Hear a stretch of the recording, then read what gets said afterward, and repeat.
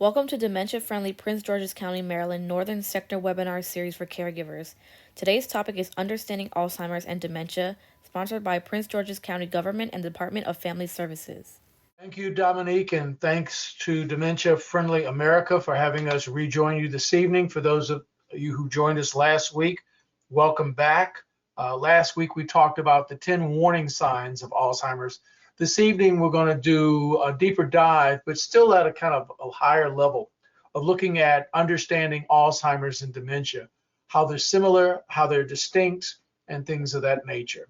So why don't we go to the next slide.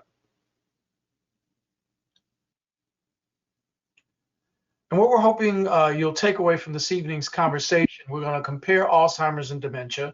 We're going to recognize how Alzheimer's disease affects the brain.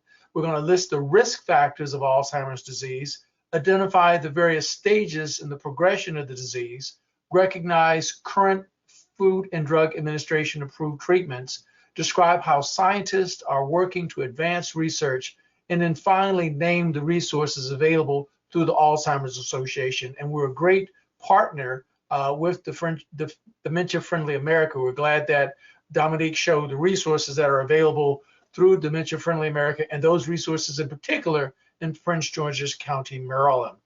So let's go on to the next slide.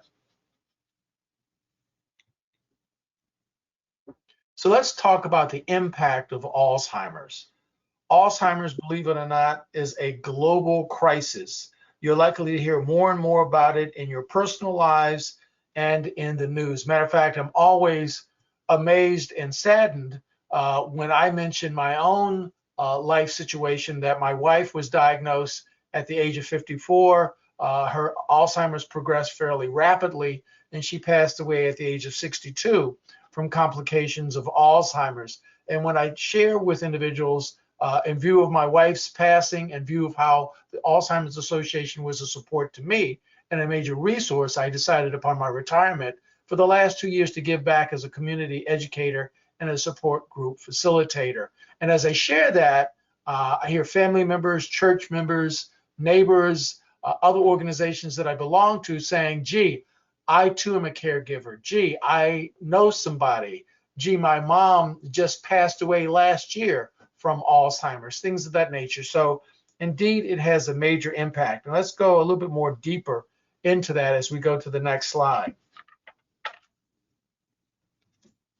When we talk about Alzheimer's, matter of fact, it's a global crisis. 35.6 million people are having Alzheimer's and other forms of dementia worldwide, believe it or not. In terms of testing your knowledge, let me just quickly read you the question, and I'll give you the answer for the sake of time.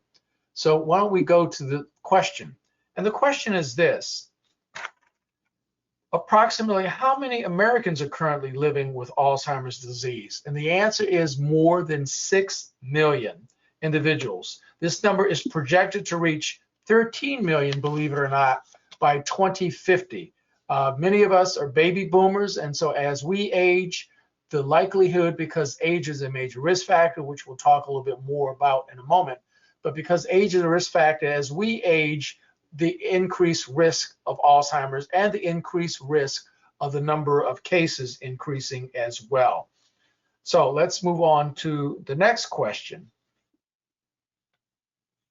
And in this question, we're asking how many Americans provide unpaid care for individuals living with Alzheimer's or other forms of dementia? And that answer is 11 million. Alzheimer's impacts caregivers both at home and at work. More than 80% of caregivers are providing home care.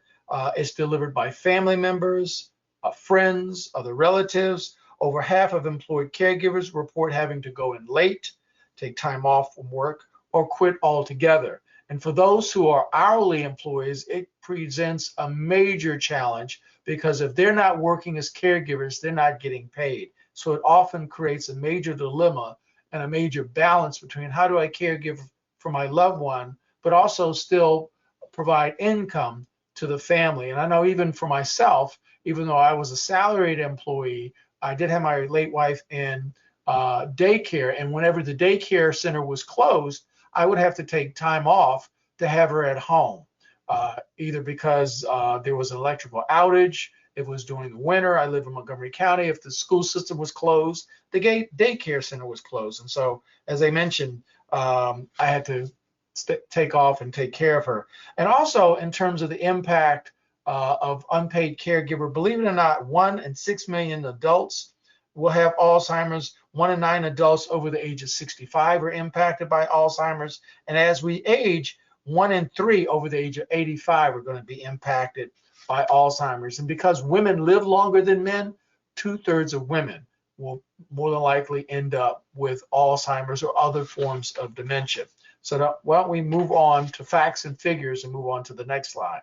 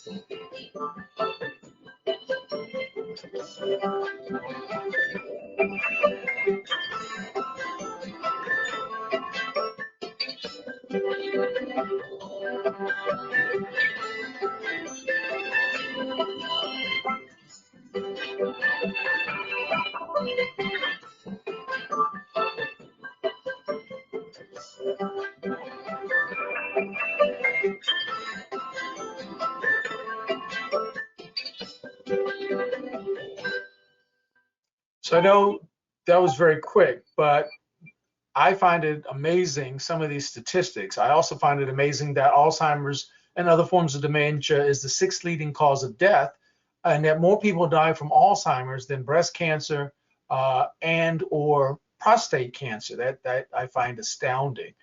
So let's talk more particular to Alzheimer's and dementia.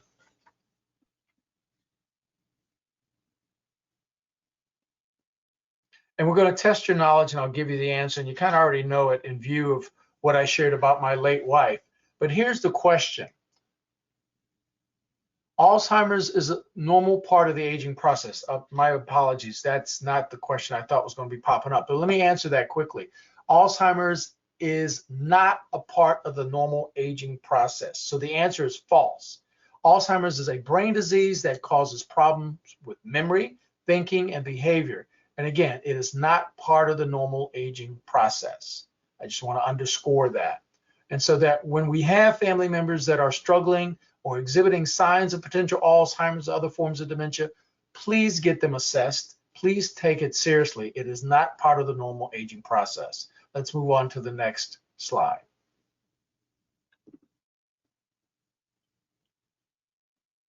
Here's another quick question, true or false. This is what I thought was going to be popping up first. People younger than age 65 can get Alzheimer's, and the answer is true. As I mentioned, my late wife was diagnosed in her mid-50s with early onset dementia, and 2 years later, she was diagnosed with Alzheimer's. While it's much less common with people that are younger than 65, it can also happen. 2 other examples, we all heard of B. Smith. B. Smith was an African-American model. Eventually, she created her own line of food and restaurants. And B. Smith was diagnosed in her 50s and passed away, I believe, at the age of 66. Pat Summitt was a well-known women's basketball coach. She was diagnosed also in her mid-50s and passed away at the age of 67. So clearly, younger people less than 65 can end up, unfortunately, with Alzheimer's or other forms of dementia. So let's move on to the next slide.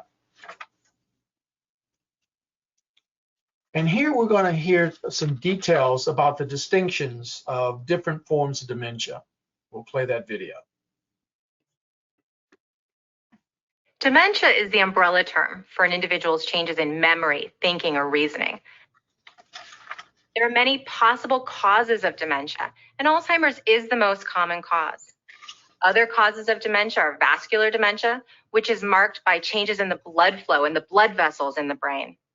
Dementia with Lewy bodies, identified by specific brain changes throughout the brain that include the buildup of a protein known as alpha-synuclein. and frontal temporal dementia, which is marked by brain cell loss in the front sections of the brain or the frontal lobe. Each type of dementia may have distinct characteristics to cause specific behaviors in the individual, but there is also some overlap in behaviors among the types of dementia. So again, when we hear the term dementia, that's an umbrella term. That's like when somebody says, well, I have cancer. You say, well, what form of cancer? Do you have breast cancer, lung cancer, prostate cancer? Gee, I have heart disease. Well, what are you talking about? Are you talking about arrhythmias? Are you talking about coronary artery disease? So the same thing with dementia. Gee, I have dementia. Well, do you have Alzheimer's, frontal temporal lobe, Lewy bodies, vascular, that sort of thing? Whatever type of dementia it is, it's critical to have an accurate diagnosis because it can help inform treatment. So let's talk some about the importance of getting an accurate diagnosis. Certainly, having the diagnosis of Lewy body was helpful in our planning because we began to understand where this was coming from in the brain, where otherwise we would not have known. Like we knew something was happening, but what was it? To give it a label actually helped, although it was a big umbrella. It explains some of the characteristics and symptoms that we were experiencing and seeing. So we heard from Gail, and let's reinforce why it's important to get an accurate diagnosis. So just a couple of recaps. Dementia is the general term. Alzheimer's is the most common. About 80% of dementias are Alzheimer's disease.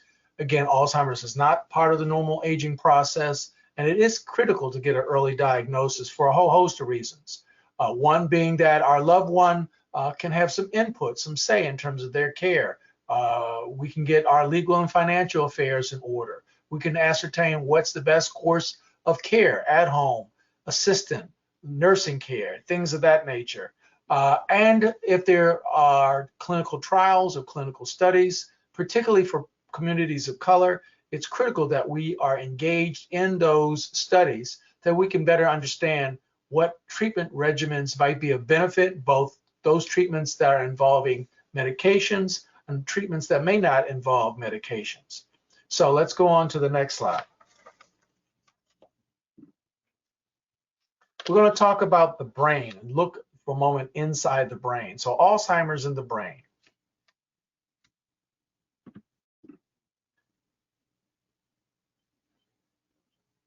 And we're going to hear from an expert.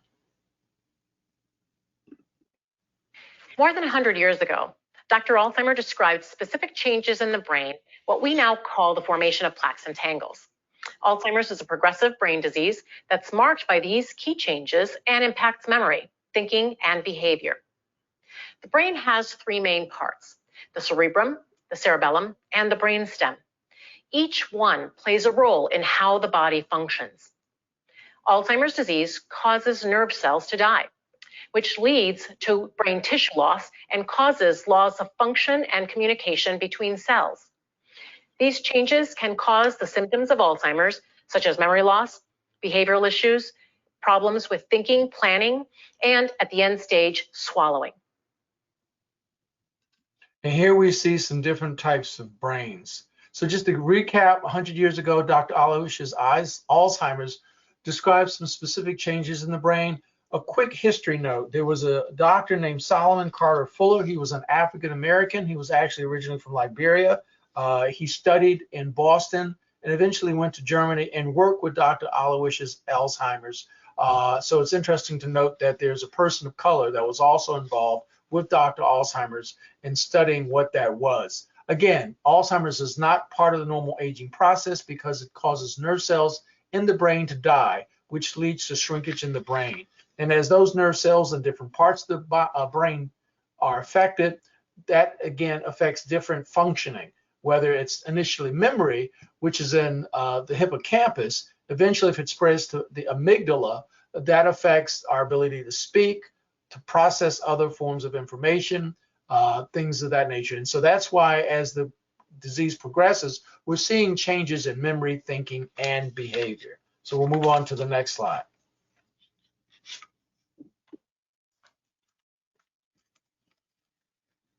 So let's talk more about the risk factors.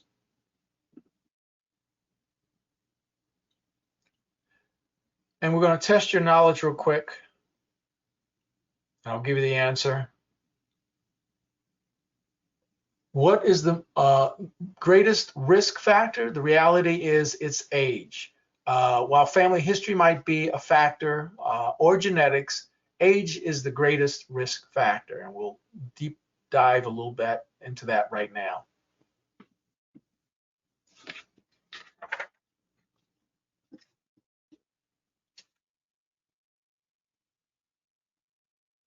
You're going to hear from an expert. She'll explain. Alzheimer's disease is marked by specific brain changes that result in the clinical changes in individual experiences. That is, changes in memory, thinking, or reasoning. And ultimately, Alzheimer's is fatal. The exact cause for these changes is unknown, but there are some hints as to what may contribute to an individual's risk. Age is the greatest known risk factor for Alzheimer's. And when we look at populations of people, we see an increased risk over the age of 65. However, Alzheimer's is not normal aging. Family history is also a known risk factor. Research has shown that those who have a parent or a sibling with Alzheimer's are more likely to develop the disease, and that risk increases if more than one family member has Alzheimer's. When we talk about the genes involved in Alzheimer's, there are two categories that could potentially be involved: risk genes and deterministic genes. Risk genes increases an individual's risk for developing the disease, but does not guarantee that they will develop Alzheimer's. Deterministic genes, which are rare for Alzheimer's, guarantee that the person will develop the disease. So there's two types. There's APOE4 and APOE5 in terms of the genes. And clearly that's a personal medical decision whether or not one wants to get genetic testing to ascertain whether or not indeed one has it. But let's talk about some populations that are at high risk for developing Alzheimer's or other forms of dementia. African Americans and women are at higher risk for Alzheimer's. Research shows that older Hispanics are about 1.5 times more likely than the general population, particularly whites, to develop Alzheimer's. And within the African American community, we're twice as likely to develop the disease than older whites.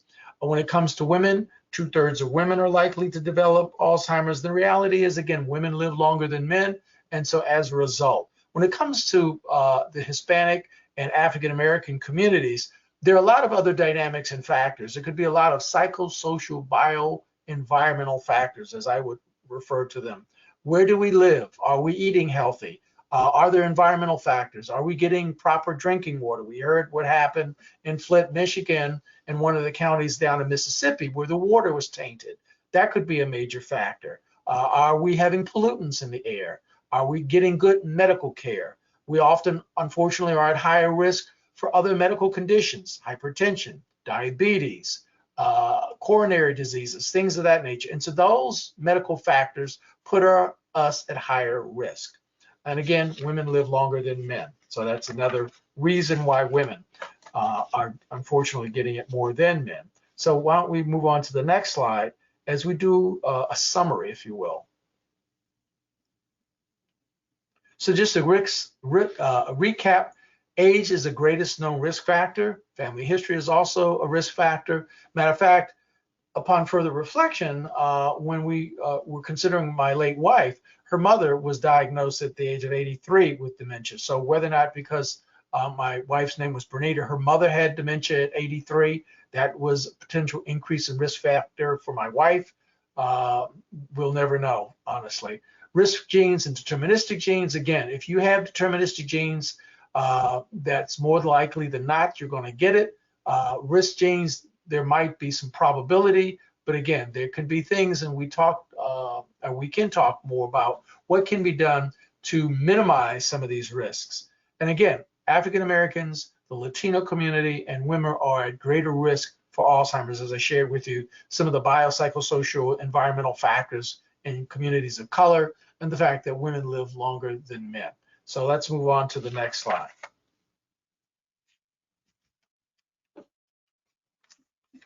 So let's quickly talk about the stages of Alzheimer's. what does living with Alzheimer's look like? Let's click on the first one, Michael, and then for the sake of time, we're going to skip the other two. Math, I can't do a simple tip anymore.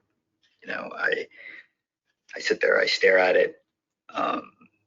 It's crazy what numbers I can't deal with anymore. And in some ways, that's the disease to me. The other thing that I've increasingly been struggling with are words, which words my entire life, you know, as an avid reader, as a reporter, as a writer.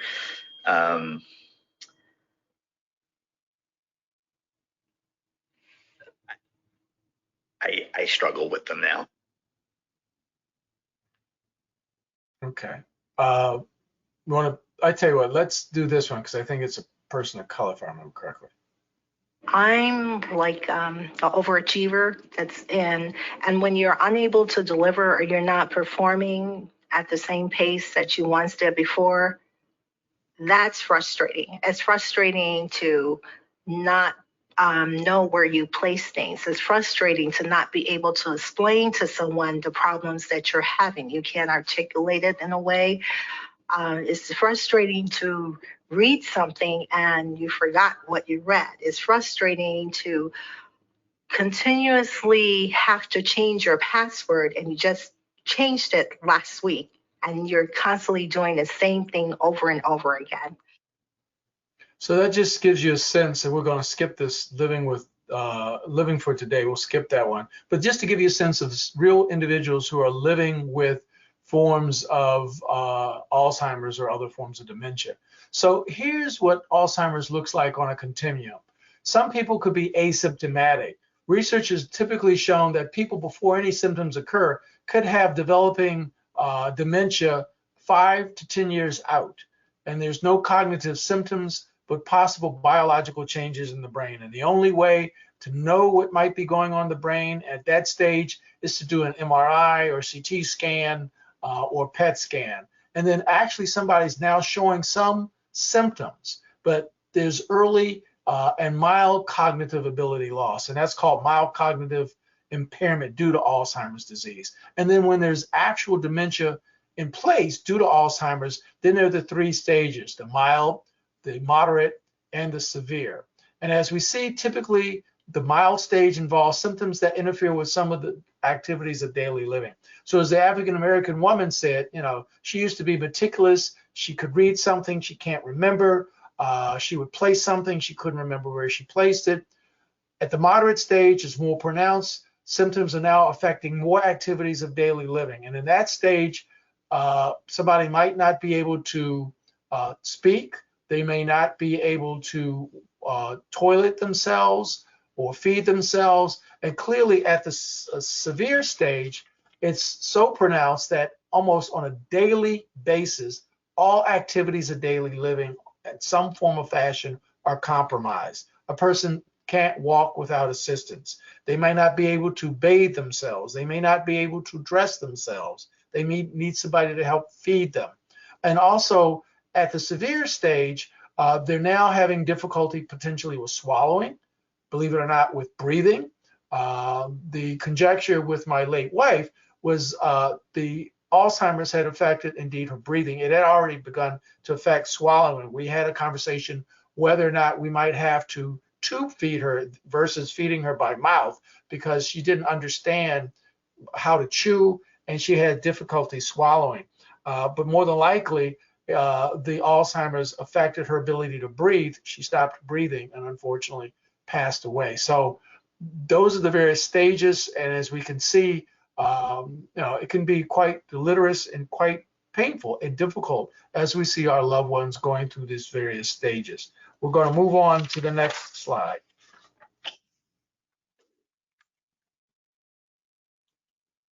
So just to recap, there's 3 broad phases of the disease. There's the asymptomatic, there's the MCI due to Alzheimer's and dementia.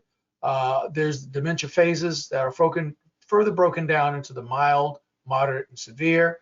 Again, no 2 individuals experience the symptoms and the progression of the disease in the same way.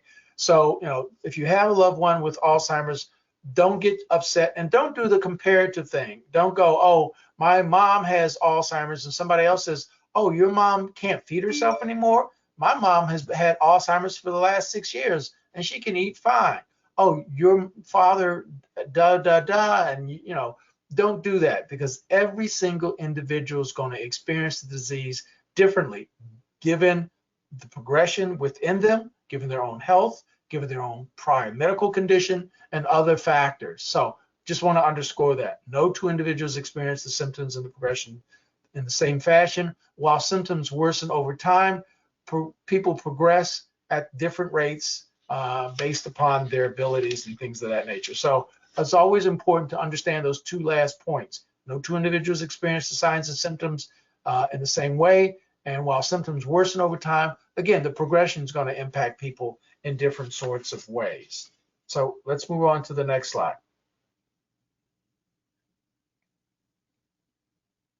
So let's talk now about Food and Drug Administration approved treatments. And this too is kind of on a continuum, if you will. We see how Dr. Aloysius Alzheimer's first described it in the early 1900s. The first drug, Aricept, came out in 1996. There's other drugs that came about, Exelon, Razidin, Namenda, Menopine or Dopsamil, and more recently, within the last 2 years, in 2021, the Food and Drug Administration preliminary approved Aducam. This year, earlier in the year, they approved lecanemab. So Aduhelm is the brand name. Leqembi is the second drug that's been approved. But here's the thing. The Food and Drug Administration is waiting for some more research to give final approval. And because it's not given 100% seal of approval, the Center for Medicaid and Medicare Services has not approved payment. On average, the cost for these two new drugs is about $2,700 to $2,800. I'm sorry, $27,000 to $28,000 a year, and it's an infusion treatment that one has to undergo. So you have to go into an infusion center, kind of like going in for insulin when you have to go into an infusion center. Matter of fact, as an example, I've got rheumatoid arthritis. Every 8 weeks, I go in for an infusion treatment for my rheumatoid arthritis. But there is hope. There's ongoing research. They're looking at other aspects. Typically, Aduhelm and Leqembi are trying to deal with what's called amyloid plaques. Amyloid plaques is a major factor in Alzheimer's. There's another protein, that's called a protein. There's another protein called tau that impacts frontotemporal lobe. There's some theories that said that's not just a protein thing like amyloid or tau, but there could be some kind of inflammatory process or some type of infection. So it's a multimodal approach, if you will. And again, there's hope on the horizon that we're going to find some drug that will further offset the onset of Alzheimer's or slow down its progression. What we describe as quote unquote a cure is still up for debate, but unfortunately there is no drug currently that will quote unquote 100% cure Alzheimer's or other forms of dementia. But we can at least with particularly Aduhelm and Leqembi hope that we can slow down, particularly those who have mild cognitive impairment or the very early stages of Alzheimer's. And again, that's why it's critical to get our loved ones diagnosed as soon as we understand that there's some issues, so that we can hopefully curb and give them some additional life and some additional quality of life when it comes to their functioning. So let's move on to the next slide.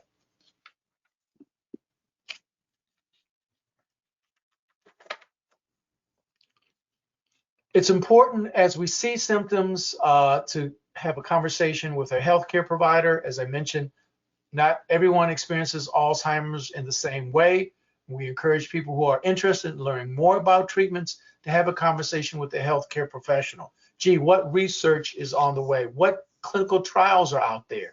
Some of the non-medical, sometimes in my late wife's case, Georgetown University was doing something on helping people to maybe still have some language acquisition. But when she was diagnosed and assessed with that study, they realized her language skills were so far along being compromised that she was not a good candidate for that particular study. So here in the Washington area and throughout the country. We are very blessed to have a lot of major research facilities. We've got NIH and NIA, National Institute of Aging, right up the street, if you will. So again, trial match through the Alzheimer's Association, clinical trials.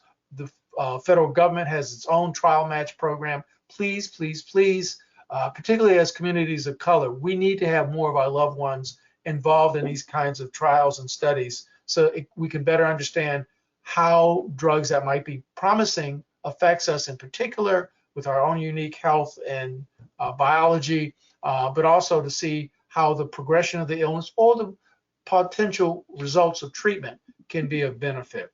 Moving on to the next slide. So advancing Alzheimer's research, and I've kind of hinted at this.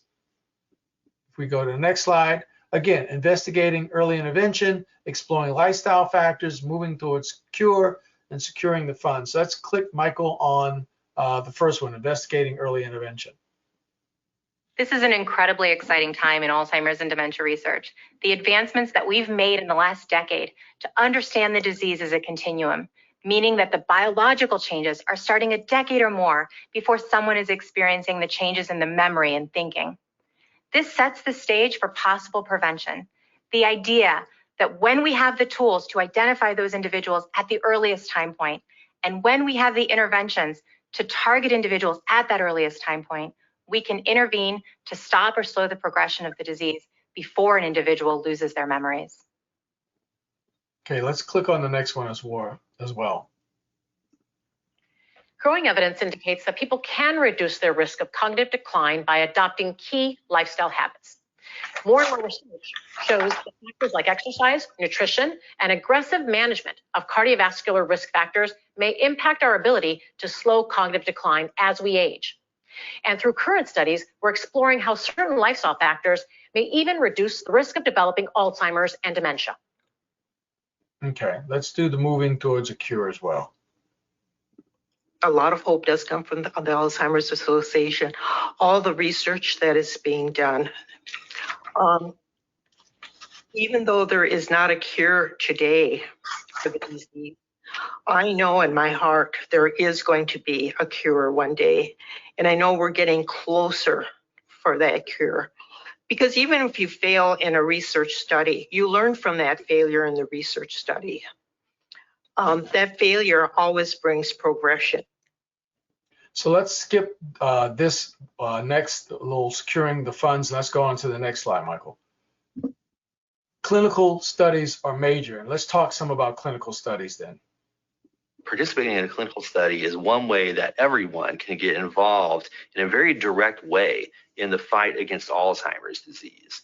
And for people who currently have dementia or Alzheimer's disease, there are some additional benefits. You get access to very close medical care. You also may be among the first people to have access to the treatments that will eventually prove to work. You might hear the phrase negative trial, which means it didn't hit the endpoint. It didn't result in an FDA-approved treatment for the disease. But I think the only negative trial is one that doesn't provide us with valuable information. If the trial is well designed and is a good scientific experiment, we can get extremely valuable data that can help plan the next trial and make it even better than the last one. And it gets you that much closer to that FDA-approved drug, to that effective treatment, and maybe someday even prevention. I just want to quickly point out the distinction between clinical studies and clinical trials. So clinical trials test new interventions or drugs, if you will, while clinical studies is any type of clinical research involving people, regardless of whether it's testing a specific intervention, particularly drugs. And as I mentioned, when it came to a clinical study, my wife, I tried to get her into a language retention study, and again, her language compromised. Her language was so compromised that she was not deemed a candidate for that particular type of study at Georgetown. Let's move on to the next slide.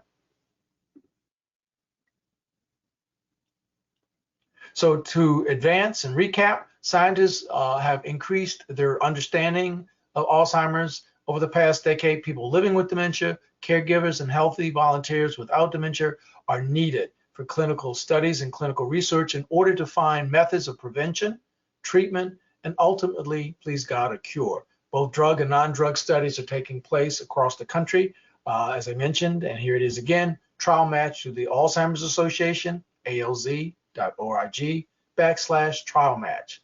It's free. It's a free way to get access to matching your loved one with a clinical study that might be of some benefit, whether it's, again, helping with memory retention, helping with other factors, or indeed some drug that actually slows down, or as is the case with Aduhelm or Lecanemab, can further impact those proteins that I mentioned that lead to, unfortunately, Alzheimer's and other forms of dementia. So let's move on to the next slide.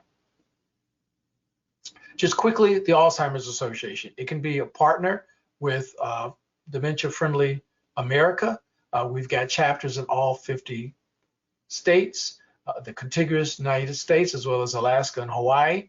It's free in terms of our 24/7 helpline. Our counselors are trained to speak any language, Urdu, Hindu, Swahili, Spanish. It doesn't make a difference. We also have something called alz.org/CRF, Community Resource Finder. So in addition to the resources that Dementia Friendly America has listed and offers, we too can provide community resources in your area that can help with things like assisted living. Is there a daycare program nearby? What other forms of care are available? Home health care, things of that nature. It's critical not to go it alone.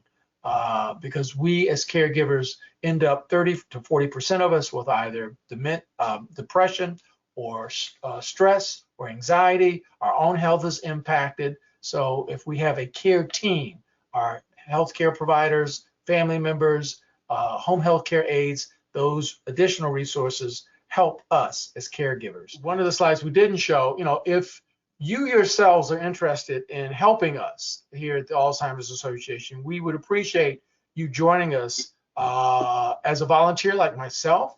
We got some things that are coming up that might be exciting. In June, we have what's called the longest day. That's the summer solstice. Communities throughout the DC area have mild fundraisers. There might be a bake sale. There might be a cook-off, things of that nature here in June to raise money. Two other critical things is our Walk to End Alzheimer's. That's usually during the fall. And also our Ride to End Alzheimer's. That's a bicycle ride. People do that in May. So those are some fundraising ways to get involved. If you have time, as I said, to be a volunteer like myself, doing educational programs, doing support groups.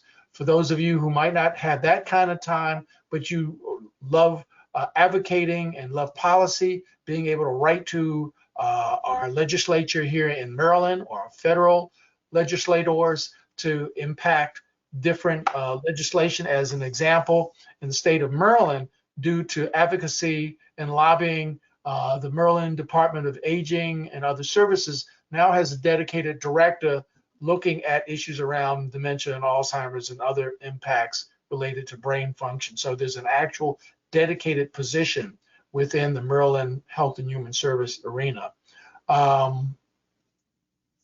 If there are no other questions, I guess we'll stop here. But if there's any question, if anything wasn't clear, I know we provided you all with a handout, the participants guide. So hopefully that's of help to further explain what we presented this evening.